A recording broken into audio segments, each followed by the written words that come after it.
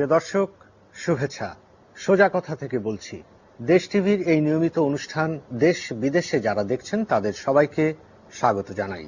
দর্শক, আজ আমাদের আলোচনার বিষয় লাখো কণ্ঠে সোনার বাংলা, এবং এই আয়োজনে আমাদের সঙ্গে আলোচনায় অংশ নেবেন আমার মায়ে রয়েছেন অধ্যাপক ডক্টর মুনতাসির মামুন। তিনি বিশিষ্ট ইতিহাসবিদ, লেখক এবং গবেষক, এবং তার সঙ্গে রয়েছেন লেফটেন্যান্ট কর্নেল কাজী সাজ্জাদ আলী জহির, বীর প্রতীক। তিনি বিশিষ্ট বীর মুক্তিযোদ্ধা, স্বাধীনতা পদকপ্রাপ্ত এবং মুক্তিযোদ্ধা, লেখক এবং গবেষক।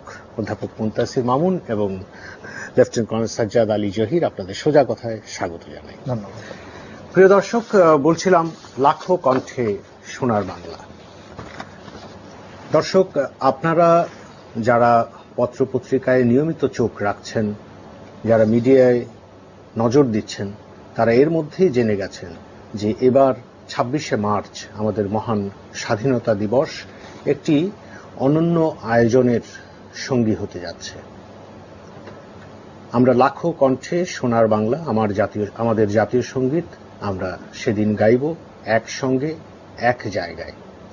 এই আয়োজনটি মূলত সরকারের সংস্কৃতি বিষয়ক মন্ত্রণালয়ের, এবং এই আয়োজনে সার্বিকভাবে সহযোগিতা করছে প্রতিরক্ষা মন্ত্রণালয়ের সশস্ত্র বাহিনী বিভাগ। আয়োজনের সাজ সাজ রব আছে সারা দেশে, এবং সেই আয়োজনটি কত সুন্দরভাবে হতে পারে। এবং একটি আকর্ষণ আছে আয়োজনের, যেটি বলা হচ্ছে যে যদি আমরা এই অনুষ্ঠানটি ঠিকমতো করতে পারি এবং সেখানে প্রায় ৩.৫ লাখ লোক এক সময়ে এক কণ্ঠে তারা গেয়ে উঠবেন আমাদের জাতীয় সঙ্গীত, এবং এটি ওয়ার্ল্ড গিনেস বুক রেকর্ডে স্থান পাবে, এটি একটি বিষয় বলা হচ্ছে। তো তারপরেও এই আয়োজন, এই স্বাধীনতার ৪২ বছরের আমাদের যে বার্ষিকী, স্বাধীনতার বার্ষিকী এবং ৪৩তম স্বাধীনতা দিবসে এই আয়োজনটি হতে যাচ্ছে, সে বিষয়ে আজকে আমাদের আলোচকরা আলোকপাত করবেন। আমি অধ্যাপক মুনতাসির মামুন আপনার কাছে যেতে চাই। সেটা হলো যে এই যে উদ্যোগ, আয়োজন বা লক্ষ্য উদ্দেশ্য এবং যে স্লোগান বা যে প্রচার এবং এটার যে সার্বিক উদ্যোগ, এসব আপনার মন্তব্যটি কি হবে? দেখেন, প্রথম কথা হচ্ছে যে পুরো বিষয়টিতে অভিনবত্ব আছে, এবং তরুণরা বিশেষ করে যারা অংশগ্রহণ করতে যাচ্ছে তাদের মধ্যে একটা আবেগের সৃষ্টি হবে, আমাদের মধ্যে একটা আবেগের সৃষ্টি হবে যে জাতীয় সঙ্গীত একসঙ্গে গাওয়া। আমি তো এমনিও দেখেছি যখন জাতীয় সঙ্গীত বাজে দেশে, তখন মানে একেবারে শরীরটা কি বলবো শিউরে ওঠে, এরকম একটা ভাব আর কি। শিউরে ওঠে খারাপ ইয়েতে না, শিহরণ জায়গায়। বাইরে যদি কখনো কখনো হঠাৎ শরীর চোখে পানি চলে আসে, সুতরাং এটার সঙ্গে একটা আবেগের ব্যাপার আছে। সেদিক থেকে বর্তমান পরিস্থিতিতে জাতীয় সঙ্গীতের এরকম একটা রূপদান অবশ্যই প্রশংসনীয়, অভিনন্দনযোগ্য। এটুকু যদি হতো তাহলে খুব একটা কিছু বলার ছিল না, কিন্তু বিষয়টা হচ্ছে বলা হচ্ছে যে গিনেস বুক অফ ওয়ার্ল্ড রেকর্ডসে ওঠাবার, এটাও একটা বড় কারণ। তো এটা তো একটা প্রাইভেট কোম্পানি, প্রাইভেট কোম্পানির একটা রেকর্ড বই, সেখানে 20টা কেঁচো খেয়েছে কে, 100 ফিট কেক বানিয়েছে কে, সেগুলি বিশ্ব রেকর্ড। সেখানে একটা রাষ্ট্রের ওইখানে রেকর্ড বুকে ওঠার আমার মনে হয় যে এমন কোনো তাতে গৌরব নেই। সুতরাং এটা যদি বিবেচনা করা যায়, যদি হতো যে আমরা দেশপ্রেমের ব্যাপারটা আছে, আবেগের ব্যাপারটি আছে, স্বাধীনতা দিবসটা আমরা এইভাবে পালন করতে চাচ্ছি, এতটুক থাকলে আমার মনে হয় ভালো ছিল। ধন্যবাদ। আমি আবার আসবো আপনার কাছে, আপনি দুভাবেই বলেছেন। আমি আপনার কাছে যাই। সাজ্জাদ জহির, আপনি বীর মুক্তিযোদ্ধা, আপনাকে আমরা সবাই চিনি। আপনি প্রচুর গবেষণা করেছেন, প্রচুর তথ্যচিত্র তৈরি করেছেন, মুক্তিযোদ্ধাদের সামনে এনেছেন, মুক্তিযুদ্ধের বিষয়গুলো এনেছেন। উনি যতটা তার লেখায় করেছেন, আপনি ততটা প্রামাণ্যকরণ করার চেষ্টা করেছেন। আপনি এই আয়োজনটিকে কিভাবে বলতে চান? আমি বিষয়টা এভাবে দেখছি যে আপনারা নিশ্চয়ই জানেন যে মহান মুক্তিযুদ্ধের সময় আমাদের ছোট ছোট মুক্তিযুদ্ধ শিবিরে অপারেশনে যাওয়ার আগে আমরা একত্রে জাতীয় সঙ্গীতটা গেতাম একটা পতাকা ধরে। আর সেই সময় সেই লোকগুলো যারা দাঁড়িয়েছিল তাদের মধ্যে স্কুল কলেজের ছাত্র, শিক্ষক, গ্রামের কৃষক, সেনাবাহিনীর সদস্য, পুলিশ সদস্য সবাই একত্রে গান গেয়েছিল। আজকে কি ৪৩ বছর পরে একই একটা পরিসীমার মধ্যে আমরা আবার চলে আসছি না? সবাই একত্রে গান গাচ্ছি। এত বছর কিন্তু আমরা একত্রে গানটা গাইনি। স্কুলে গিয়েছে, সেনাবাহিনী নিজের গান গেয়েছে, পুলিশ নিজের গান গেয়েছে, ছাত্রছাত্রীরা গান গেয়েছে। এই একত্রে গান গাওয়াটা আমার কাছে একটা সত্যি সুন্দর জিনিস মনে হয়। এর মধ্যে স্যার যেটা বললেন, আবেগ আছে, অনুভূতি আছে, শিহরণ আছে। আরেকটা হলো সেই দিনে চলে যাওয়ার মতো একটা জিনিস আছে। আরেকটা জিনিস আছে সেটার মধ্যে যে ২৬শে মার্চে ঘটনা হচ্ছে, আমাদের মহান মুক্তিযুদ্ধের একদিকে বীরত্বগাথা এবং আরেকদিকে গণহত্যা নির্যাতনের তথ্য। ২৬শে মার্চে যেদিন আমাদের উপরে বিশ্বের হয়তো সবচেয়ে বড় অপরাধ সংঘটিত হলো, আমাদের উপরে আক্রমণ করা হলো, যেভাবে এত মানুষ হত্যা হলো। নিয়াজি তার বইয়ে লিখছে প্রথম দিন প্রথম রাতে ৫০,০০০ বাঙালিকে হত্যা করা হয়েছিল। সে নিজেই লিখেছে, ৫০,০০০ বিদেশি নায়ক বলছে আসলে তো অনেক বেশি। তো এই যে এত ব্যথার পরে, এত কষ্টের পরে মানুষ গান গাচ্ছে, নিজের দেশপ্রেমের কথা অনুভূতির মাধ্যমে প্রকাশ করছে, এটা সত্যি একটা সুন্দর জিনিস। একটা ছোট কথা বলতে চাই, যদি আমরা একটু বড় করে বিষয়টা দেখি, সেই দিন সেই সময় বাংলাদেশের স্কুল কলেজে হোক যেখানেই হোক সব মানুষ যদি ১৬ কোটি মানুষ যদি একত্রে এই গানটা গেত, তাহলে আরেকটা মুক্তিযুদ্ধের চেতনায় একটা বড় মাইল ফলক হতে পারত। এই ব্যাপারটা যদি এখনো করা যায়, ব্যাপারটা আরো সুন্দর হবে বলে মনে করি। ধন্যবাদ স্যার। আমি যেটা বলবো, উনি যে জায়গাটিতে থামতে চেয়েছেন বা বলতে চেয়েছেন যে সবাইকে একত্র করা, একত্রে গান গাওয়া, এটি একটি অনন্য বিষয়। এবং উনি বলতে চাইছেন যে ৭১কে ফিরে পাওয়া।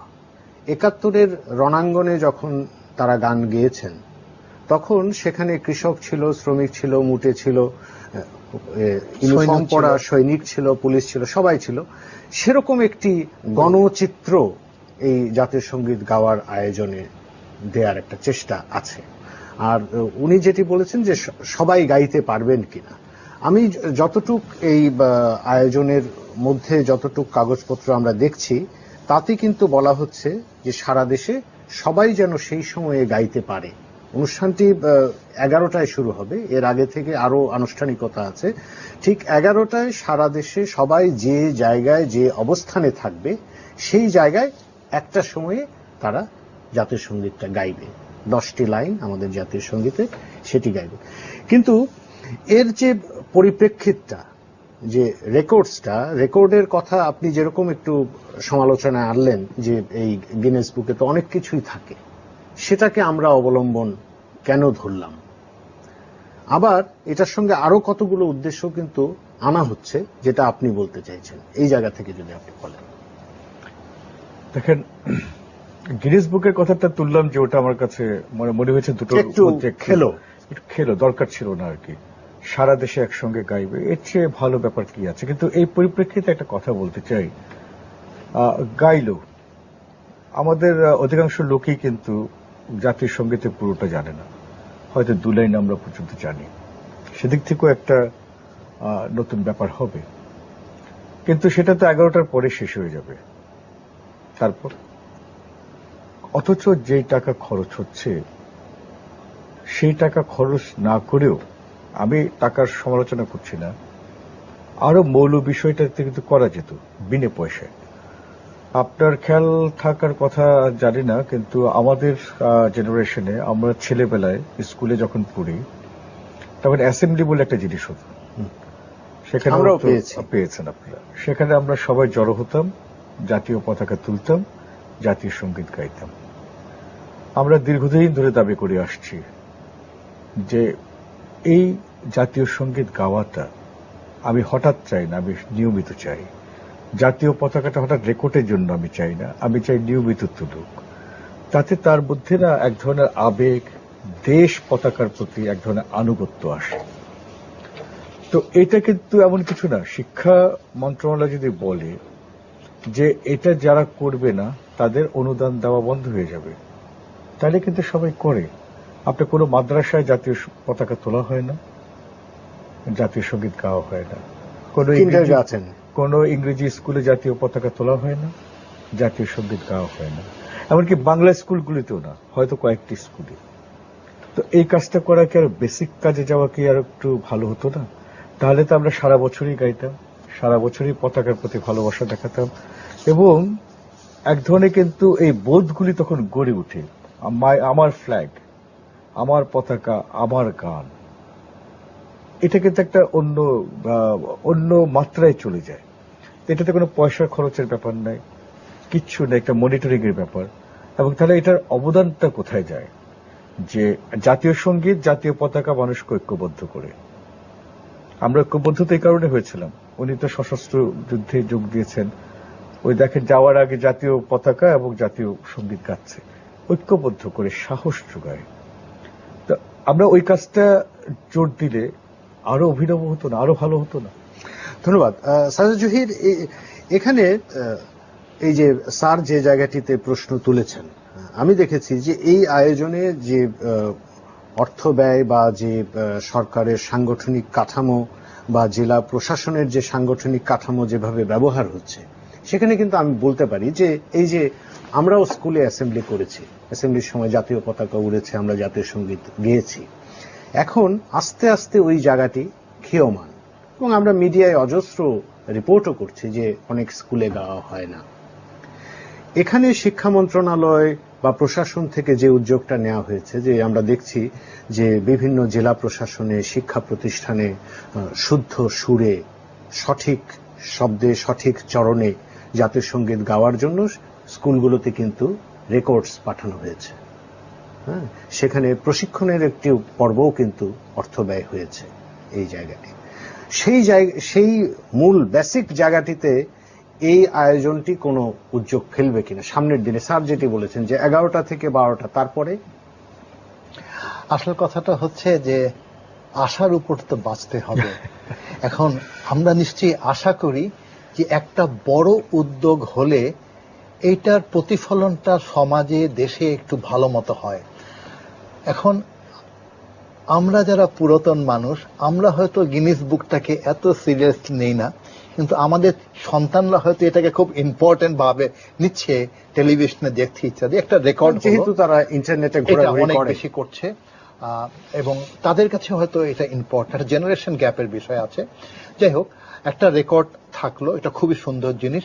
ভারতের 1,22,000 ছাত্রছাত্রী এবং মানুষ একটা জাতীয় সঙ্গীত গেয়েছিল একত্রে, এটা ওয়ার্ল্ড রেকর্ডে মনে হয় আছে। আমরা এটিকে ডাবলের বেশি করব যদি কালকে সমস্ত সিস্টেমটা ঠিক মতো চলে। কিন্তু আমি যেটা আশা করি, মনে করি, এই উদ্যোগটার জন্য খরচ নিশ্চয়ই হচ্ছে, কিন্তু এরপরে যদি সচেতনতা হয়, মানুষ যদি তাদের বিবেকটা জাগ্রত করে, শিক্ষকরা, ছাত্ররা যদি নিজেদের মধ্যে প্রেসার গ্রুপ ক্রিয়েট করতে পারে, তাহলে কিছুটা করে আরম্ভ হবে, তারপরে আমরা একটা ভালো অবস্থানে যেতে পারবো। এখন আমি অনেকখানে দেখেছি, আমি বিভিন্ন সময় অনেক স্কুলে গিয়ে মুক্তিযুদ্ধের আলোচনা করেছি, অনেক শত শত স্কুলে, মাদ্রাসাতেও গেছি। এটা ঠিক কথা যে মাদ্রাসাতে এটা এখনো আলোচনায় আসছে না, আপনাদের কথা ঠিক, কিন্তু স্কুল কলেজে বাচ্চারা কিন্তু খুবই দ্রুত শিখে নিচ্ছে। আমরা যখন গিয়ে বলছি তোমরা আরেকবার করো, সেকেন্ড থার্ড টাইমে ইমপ্রুভ করে যাচ্ছে। এটা খুব কঠিন বিষয় না, ওরা খুব খুশি মনে করে। গান তো খুশির জিনিস, ওদেরকে আমরা বলছি না, আর শিক্ষকরাও হয়তো ইন্টারেস্ট নিচ্ছে না। যদি 26 তারিখ পরে যদি এই সিদ্ধান্তটা নেওয়া হয়, তাহলে এই বিশাল প্রচেষ্টার পরে এইটার প্রতিফলন স্কুল কলেজে, গ্রামে গঞ্জে অনেক সুন্দরভাবে হবে বলে আমরা আশা করি। আর যদি আমরা একটু নিজের বিবেকটাকে জাগ্রত করি, মুক্তিযুদ্ধী চেতনাটাকে জাগ্রত করি, ব্যাপারটা আলোচনার মধ্যে আনি, তাহলে আমি মনে হয় আজকে যে অবস্থান, আজকের থেকে 7 দিন পরে আশা করি অবস্থানটা একটু ভালো হবে। এই আশা ভরসার উপরে তো আমাদের চলতে হবে। ধন্যবাদ স্যার, আপনার নিশ্চয়ই স্মরণ আছে যে গণজাগরণ মঞ্চ যেটি হয়েছিল, এখনো আছে, বা যে সময় সৃষ্টি হয়েছিল, সেই সময় যে সারা দেশে যে ঢেউটি উঠেছিল, তখন কিন্তু এই জাতীয় সঙ্গীত, জাতীয় পতাকা এভাবেই ম্যাসিভ আহ্বানগুলো জানানো হয়েছে এবং আমরা দেখেছি সেটার প্রতিক্রিয়া কিন্তু হয়েছে। ঠিক গত 16 ডিসেম্বরে সোহরাওয়ার্দী উদ্যানে আমরা কিন্তু জাতীয় সঙ্গীত একত্রে গেয়েছি। সেখানে সেক্টর কমান্ডার্স ফোরাম ছিল, গণজাগরণ মঞ্চ ছিল, সবাই, মানে এরকম প্রশাসন যন্ত্রকেও কিন্তু ব্যবহার করা হয়নি। আহ্বানে মানুষের মুখে মুখে কিন্তু সবাই জড়ো হয়েছে। এখন এখানে যে ধাক্কাটি দেয়া হচ্ছে, আপনি বলছেন যে তোমার স্কুলের বরাদ্দ বাতিল করে দেওয়া হবে, তবু তোমার অ্যাসেম্বলিতে জাতীয় সঙ্গীত, জাতীয় পতাকা উঠতে হবে, জাতীয় সঙ্গীত গাইতে হবে। তো এটাও আবার বলে যে আমাদের বৈশিষ্ট্যটি একটু অন্যরকম, জাতিগত বৈশিষ্ট্য, যে ধাক্কা না দিলে, প্রশাসনিক ধাক্কা না থাকলে কিছু হয় না। এই ধাক্কায় তো একটা কিছু দাঁড়ালো। এখন এটিকে আমরা কাঠামোর উপর দাঁড় করানোর জায়গাতে আপনি যদি বলেন। না শুনেন, একসঙ্গে গিয়েছেন সোহরাওয়ার্দী উদ্যানে, তো কি হয়েছে? গণজাগরণ মঞ্চ গিয়েছে, তো কি হয়েছে?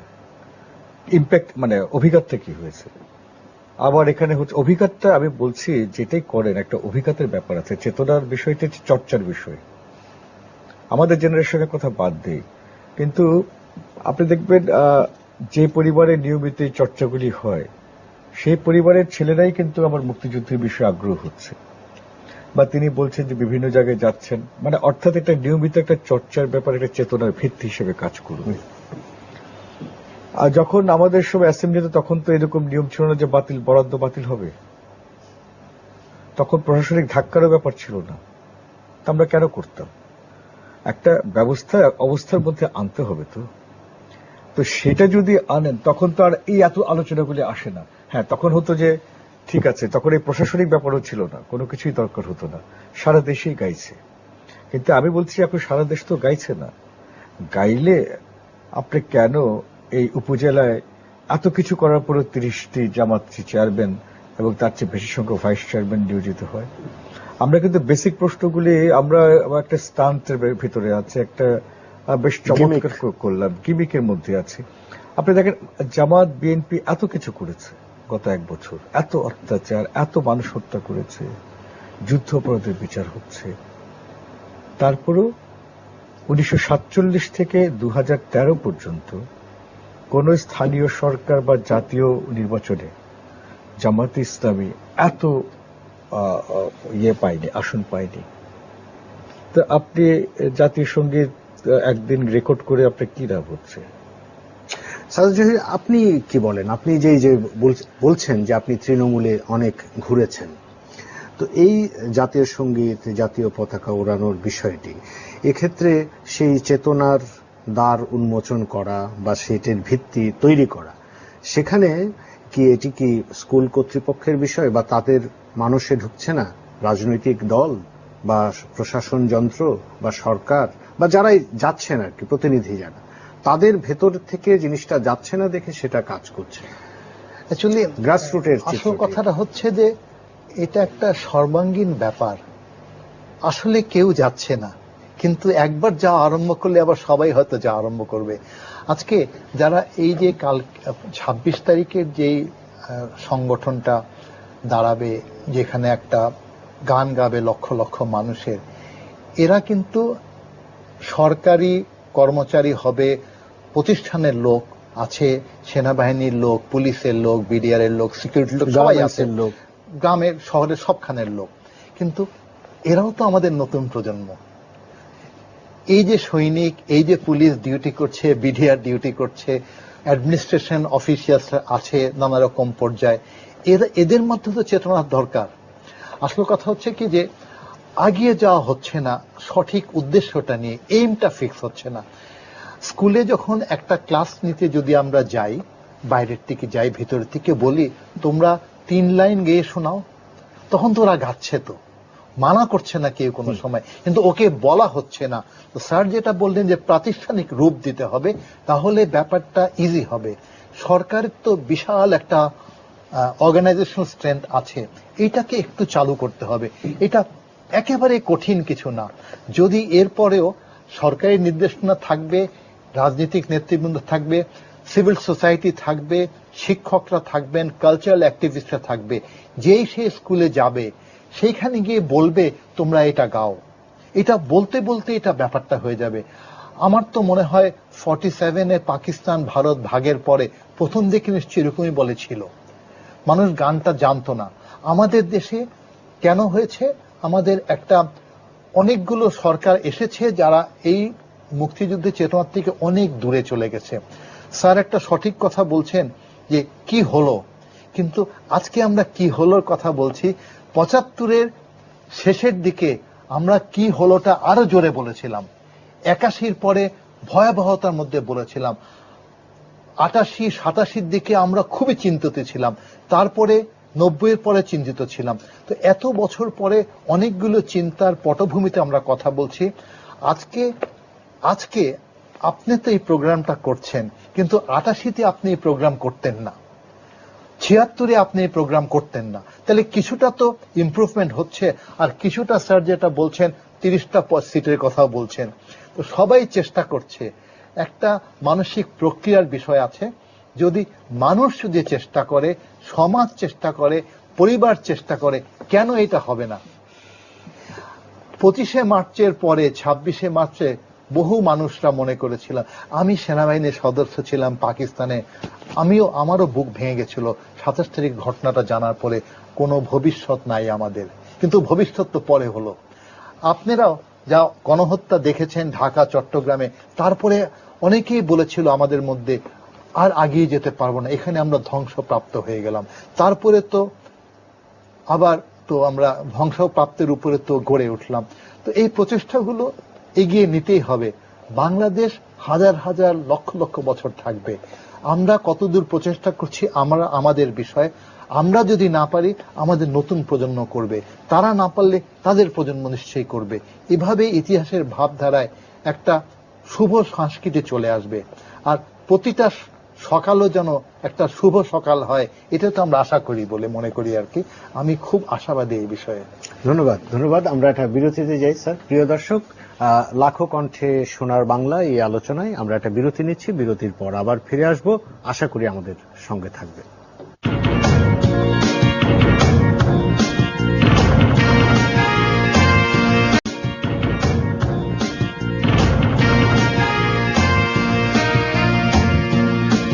প্রিয় দর্শক, শুভেচ্ছা আরেকবার। সোজা কথায় আজকে আমরা কথা বলছি লাখো কণ্ঠে সোনার বাংলা এই আয়োজন নিয়ে, এবং আমাদের সঙ্গে রয়েছেন অধ্যাপক মুনতাসির মামুন এবং কাজী সাজ্জাদ জহির বীর প্রতীক।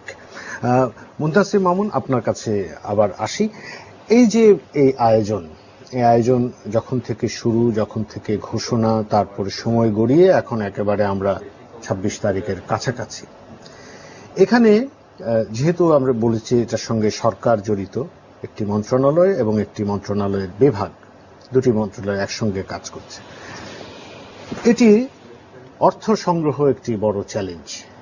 এবং এই অর্থ সংগ্রহ করতে গিয়ে আমরা দেখেছি যে একটি বিতর্ক, জটিলতা বা একটা সরকারের অস্থিরতায় আমরা বলতে পারি। এই জায়গাটিকে আরো সুচারু করা যেত কি? বড় বিতর্ক আসলে আমার মনে হয় সরকার যখন কাজ করে এই ধরনের চিন্তা ভাবনাগুলি হয় না। ঝোঁকের মাথায় আমাদের এখানে যতগুলি কাজ হচ্ছে আমি দেখছি, মানে ঠিক আছে একজন বললো তো হলো, এরকম আর কি। চতুর্দিকে একটা সামগ্রিকভাবে বিচারটা হয় না। আমি বুঝতে পারছি আপনি কি নিয়ে কথা বলছেন, ইসলামী ব্যাংকের প্রসঙ্গ আনছেন। আমরা যে সরকার আছে সেই সরকারের মন্ত্রীরা প্রতিদিন জামাত ইসলামের নিন্দা করবে, বিএনপির নিন্দা করবে, মুক্তিযুদ্ধের পক্ষে কথা বলবে, এবং তারপরে যে সংগঠনের সঙ্গে ধরে নেওয়া হয় যে জামাত পরিচালিত, তার সহায়তা নেবে, মানুষের পক্ষে এটা মানাটা কঠিন হয়ে দাঁড়ায়। এর আগেও কিন্তু ইসলামী ব্যাংকের মানে অনুদানে ক্রিকেটের আসর বসেছে, আরো যেটা বসেছে, ক্রিকেটের সৌন্দর্য বর্ধনের প্রক্রিয়ায় তারা যুক্ত ছিল। কেন? এখন দুটো বিষয় আছে। প্রধানমন্ত্রী যে কথাগুলি বলছেন, এবং এটা একটা নীতি নির্ধারণী কথা বলছেন জামাত ইসলাম বা বিএনপির ক্ষেত্রে, সেই ক্ষেত্রে যখন আপনি এই ধরনের কাজ করেন তখন কিন্তু প্রধানমন্ত্রীর নীতির বিরুদ্ধে কাজ করা হচ্ছে। এটা যেমন একদিক, কিন্তু মজাটা হচ্ছে যে আবার প্রধানমন্ত্রী দফতরে বা প্রধানমন্ত্রী দানগুলি গ্রহণ করছেন। অর্থমন্ত্রী বলছেন উনি খুবই সহজ সরল এবং প্রাণবন্ত একটি মানুষ, অনেক কথা সোজা বলে ফেলেন, যেটা অনেকে আবার বিতর্ক করে। আমি বিতর্ক করছি না, যেমন উনি বলছেন যে আমি চাঁদাবাজি করছি। আসলে কিন্তু ঠিকই, আপনি ব্যাংকের সামাজিক কার্যক্রমে আপনি টাকা চাওয়া হচ্ছে, চাইতে পারে সরকার, অনুরোধ করতে পারে, দিতে পারে, সরকার অনুরোধিত নির্দেশ। কিন্তু যার ওইরকম টাকা নেই, ধরেন যে সামাজিক খাতে ব্যয় হয়ে গেছে, স্কলারশিপ, বিজ্ঞাপন ইত্যাদি, সেই টাকাটা কোত্থেকে দেবে? এটা একটা ব্যাপার আছে। কারণ আপনি লাইসেন্স দিয়েছেন, ব্যাংক কাজ করবে, আপনি তার কাছ থেকে বারবার তো এই ধরনের চাইতে পারেন, এটা একটা ব্যাপার আছে। চাঁদাবাজি করা যায় না, সেটাও বাদ দিলাম, আমরা একটা দেশের কাজ করছি, আমরা নিলাম। এখন ইসলামী ব্যাংকের ব্যাপারে যেটা হলো যে তথ্যমন্ত্রী বললেন, তিনি প্রথম প্রসঙ্গ, এটা তো আমরা বলেছি, আমরাও প্রতিবাদ করেছি আগে থেকে, তথ্যমন্ত্রী বললেন যে এটা নেওয়া ঠিক হবে না। তো তিনি সেটা ক্যাবিনেটে কেন বলেন না, তাই না? সংস্কৃতি মন্ত্রী বললেন যে আমি নেই। একদিক থেকে তার কথা ঠিক, কারণ তিনি তো সংস্কৃতি মন্ত্রী তো নেয় না, এটা নেওয়া হচ্ছে প্রধানমন্ত্রীর দফতর ক্রিকেটের খাতে এবং গান গাওয়ার খাতে। তো সেখান থেকে কোন খাতে যাবে, পলিটিক্যালি উনি কারেক্টই আনসার যে হবে না। এবং উনি একটা কথা বলেছেন, যেটা পত্রিকায় এসছে, যে ইসলামী ব্যাংক তো বিধিবদ্ধ একটি ব্যাংক, এবং সরকারি প্রেস নোটও কিন্তু এই কথাটি আছে। তাহলে আপনি কি করবেন? বিধিবদ্ধ ব্যাংক থেকে নিলে আপনি কি করবেন? কিন্তু সব কথার পরও তো কথা থাকে, সব যুক্তির পরও যুক্তি থাকে। আমার কথা হচ্ছে, সরকারের নীতি যদি এটা হয়, তাহলে তাদেরকে একটা নীতি ঠিক করতে হবে যে আমরা যদি টাকা নেই কারো কাছ থেকে, আমরা, এটা বিধিবদ্ধ ব্যাপার আছে, আমরা এদেরকে অনেক কিছু করতে পারবো না, কিন্তু আমরা এদের কাছ থেকে নেব না, কোনো ক্ষেত্রেই নেব না। বা ঠিক আছে, আমরা খালি এই ক্ষেত্রে নেব, অন্য ক্ষেত্রগুলিতে আমরা নেব না। এই ধরনের একটা নীতি নির্ধারণ করা উচিত, কারণ আমাদের জন্য এটা খুবই বিব্রতকর। প্রতিবার একটা সরকারের বিরুদ্ধে বিবৃতি দেওয়া, প্রত্যেক বছরে 2-3 বার করে। আবার সরকার আমাদেরকে কিছু বললেই বলে যে আমরা, আমি দেখলাম যে ডক্টর মিজানুর রহমানের একটা বক্তব্যের পরিপ্রেক্ষিতে মোহাম্মদ নাসিম এবং তোফায়েল আহমেদ ইঙ্গিত করেছেন যে এগুলি বিরোধী দলের কথাই বলে। তো আপনারাই তো বিভ্রান্ত, তা আমরা তো, জনগণ তো আরো বিভ্রান্ত হবে। সুতরাং আমি মনে করি যে বিচার, এটা সামগ্রিকভাবে একটা নীতি নির্ধারণ করা উচিত। ধন্যবাদ। এক্ষেত্রে একটি অন্তত আমরা পজিটিভ বলতে পারি, যে যেহেতু সরকারের অর্থ মন্ত্রণালয় পরে একটি পরিপত্র জারি করেছে, এবং এটা আমি মনে করি অভিনন্দনযোগ্য।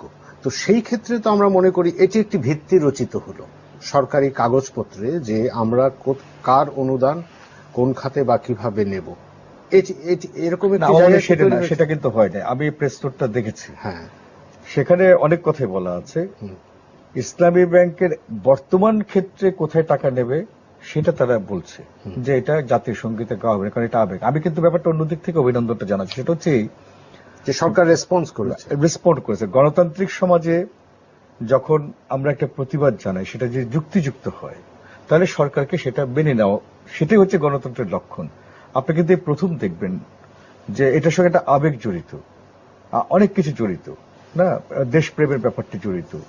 তো সেটার ক্ষেত্রে কিন্তু সরকার এটা অনুধাবন করেছেন এবং এটা বলেছেন যে আমরা এই ক্ষেত্রে টাকাটা দেব না।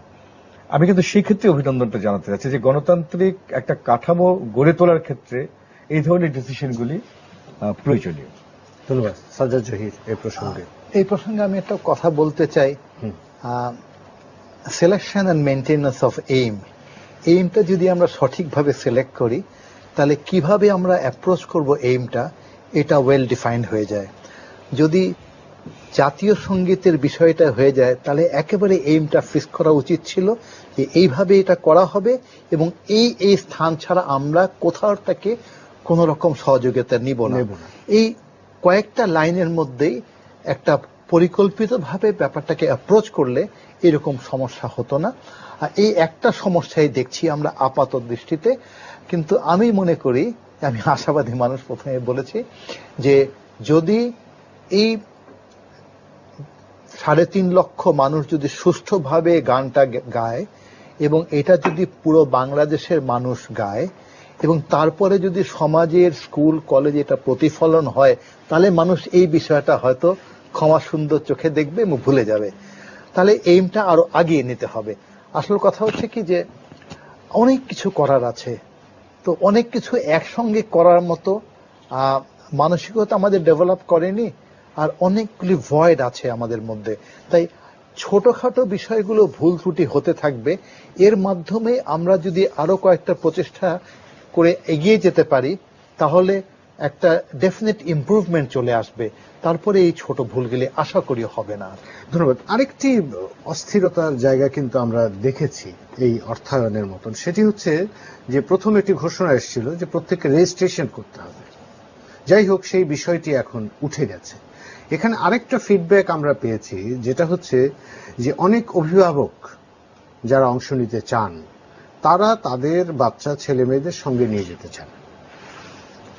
শিশুদের এটি খুব আকর্ষণ করে, কিন্তু এখানে কিন্তু একটি বার আছে, সেটি হচ্ছে বলা হচ্ছে 13 বছরের নিচে দেওয়া যাবে না, 8ম শ্রেণী ও তদূর্ধ্ব। জি, তো সেটি হয়তোবা সেখানে একটি বড় গ্যাদারিং, সেখানে বাচ্চা কাচ্চা এরকম একটি ব্যাপার আছে, কিন্তু তাদেরকে তো অ্যাড্রেস করা উচিত।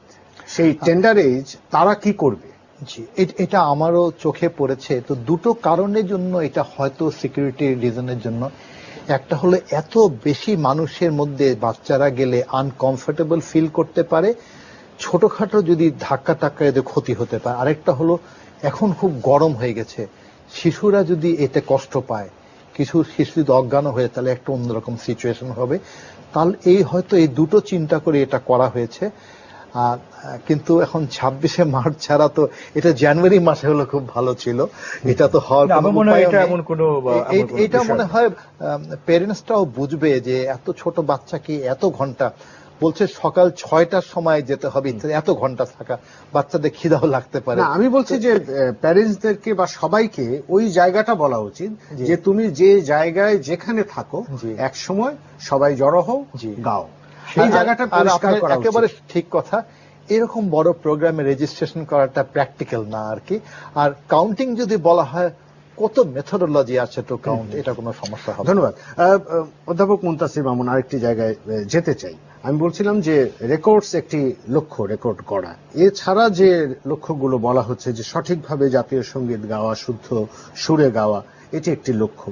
শুদ্ধ করে জাতীয় সঙ্গীতের একটি গাওয়ার উদ্দীপনা তৈরি করা সারা দেশে, নতুন প্রজন্মের মধ্যে দেশাত্মবোধকে উদ্দীপ্ত করা, মুক্তিযুদ্ধের চেতনা, জাতীয় চেতনার উন্মেষ ঘটানো এবং দেশের ইতিহাস সম্পর্কে মানুষকে আগ্রহী করে তোলা। এই লক্ষ্যর জন্য জাতীয় সঙ্গীত আমরা গাইছি একত্রে এক জায়গায় অনন্য আয়োজনে। কিন্তু একটি কথা, আপনি এই অনুষ্ঠানে এসেছিলেন, সেটা হচ্ছে যে আমরা যেরকম বলছি যে স্কুলে অ্যাসেম্বলিতে আমরা গাই কিনা, জাতীয় পতাকা ওড়ানো হয় কিনা, এটা আমরা নিশ্চিত করতে পেরেছি কিনা শতভাগ। প্লাস আমাদের পাঠ্যক্রমে মুক্তিযুদ্ধের ইতিহাস বা ইতিহাস চর্চার জায়গাটি কোন জায়গায়? দেখেন, আমি এই বিষয়ে গত 20 বছর কথা বলতে আমি একটু আসি, একজন দর্শক আছেন আমাদের সঙ্গে। হ্যালো হ্যালো হ্যালো, কে বলছেন? আসসালামু ওয়ালাইকুম সালাম। আমি মুসাব্বিন খন্দকার, এলিভেন রোড থেকে বলছি। সাজ্জাদ ভাই হয়তো আমাকে চিনবেন। জি বলুন, উনি শুনছেন। আচ্ছা, আমি যেটা বলতে চাচ্ছিলাম যে এই জাতীয় পতাকা তো আমরা রেকর্ডটা করেছিলাম 16 ডিসেম্বর। এটা 60 দিন ছিল রেকর্ড বুকে, তারপরে আবার ভেঙে গেছে এবং 2012 সালে রেকর্ডটা ছিল, বোথ রেকর্ড ছিল পাকিস্তানের। আমরা ভেঙেছিলাম জাতীয় পতাকাটা, আর ইন্ডিয়া ভেঙেছিল জাতীয় সঙ্গীত। তা আমরা যে এই রেকর্ডটা আবার করতেছি, কতদিন থাকবে মনে হয় আমরা জানি না যে কতদিন থাকবে। আর Guinness Book of World Record আপনি যদি দেখেন যে 4,500-এর উপরে রেকর্ড আছে, এবং সেখানে কিন্তু এক পায়ের উপরে দাঁড়িয়ে থাকার উপরেও 2টা রেকর্ড আছে।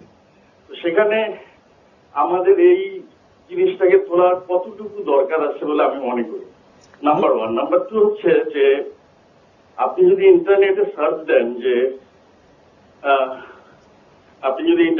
দেন যে মুসলিম হিরোজ এই নামে, আপনি দেখবেন অনেক ওয়েবসাইট যেখানে বদরের যুদ্ধ, ওদের যুদ্ধে যে সমস্ত মুসলিম বীররা মারা গেছে তাদের সাথে সাথে 71-এ পাকিস্তানি যে সমস্ত সোলজার মারা গেছে তাদের নামও আছে।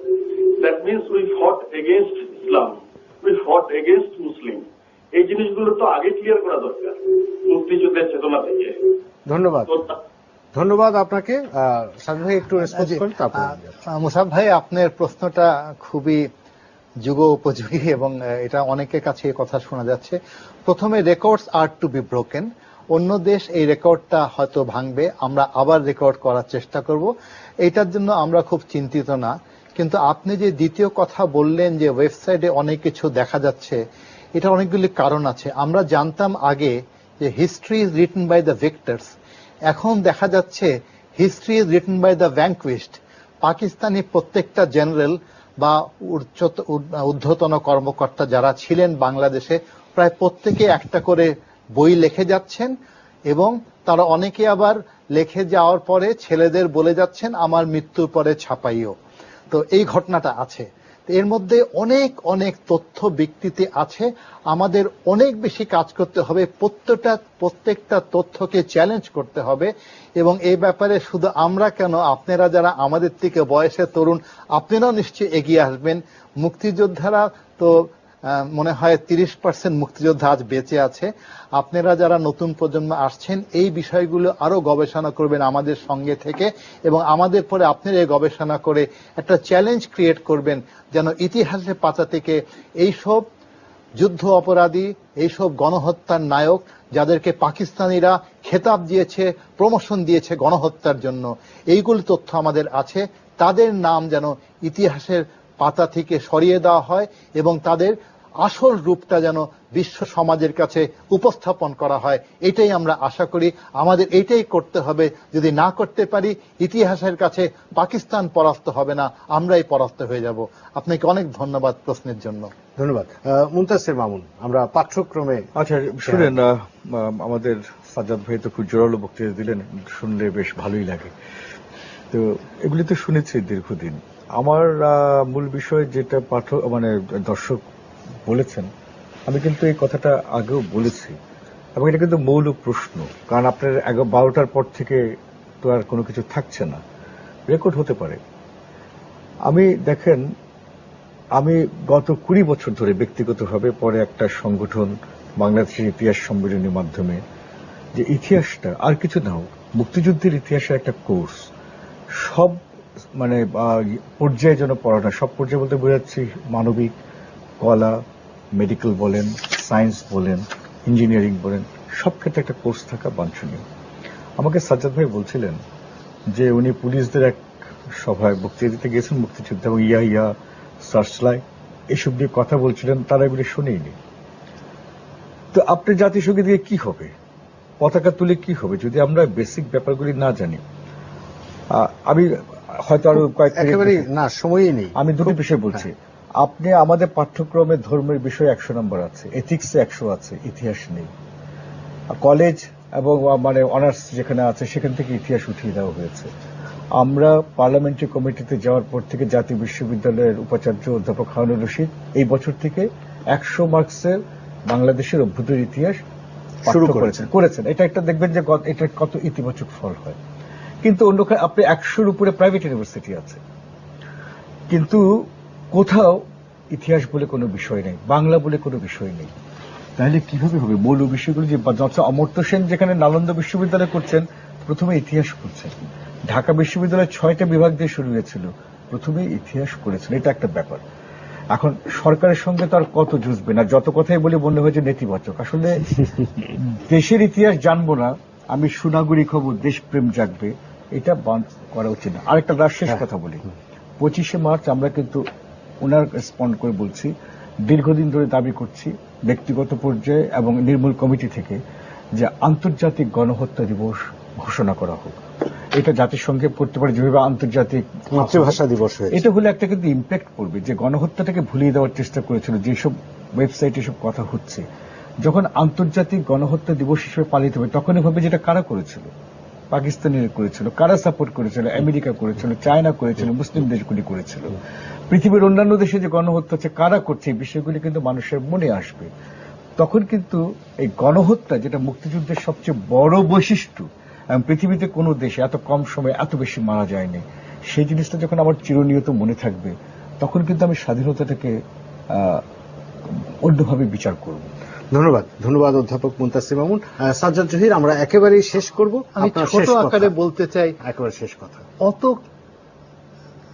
খারাপ না যত আমরা অনেক সময় মনে করি। আমরা খারাপ কথা বলছি না, কিন্তু অবস্থাটা, আমরা ইসলামী ফাউন্ডেশনের 7টা ইমাম প্রশিক্ষণ একাডেমিতে কারিকুলামে বাংলাদেশের ইতিহাস, ঐতিহ্য, মুক্তিযুদ্ধ একটা চ্যাপ্টার হয়েছে, এই নিয়ে বই লেখা হয়েছে এবং রেগুলারলি ওনাদেরকে এই বিষয়ে প্রশিক্ষণ দেওয়া হচ্ছে।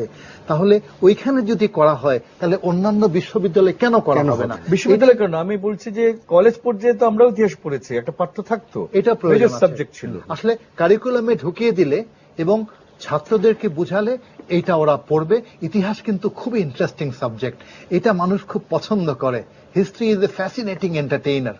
তো এত এন্টারটেইনিং একটা সাবজেক্ট কেন আমরা পড়বো না, আমরা এটা বুঝতে পারছি না। আমার কথা অন্য, আপনি বিষয়টা নয় বিবেচনা করতে পারেন। আপনি ইসলামের ইতিহাস খুলবেন, ইসলামিক স্টাডিজ খুলবেন বিশ্ববিদ্যালয়ে, কলেজে, আপনি ইতিহাস খুলবেন। আপনি কি জানেন সারা দেশে ইতিহাসের কয়জন প্রফেসরের পদ আছে?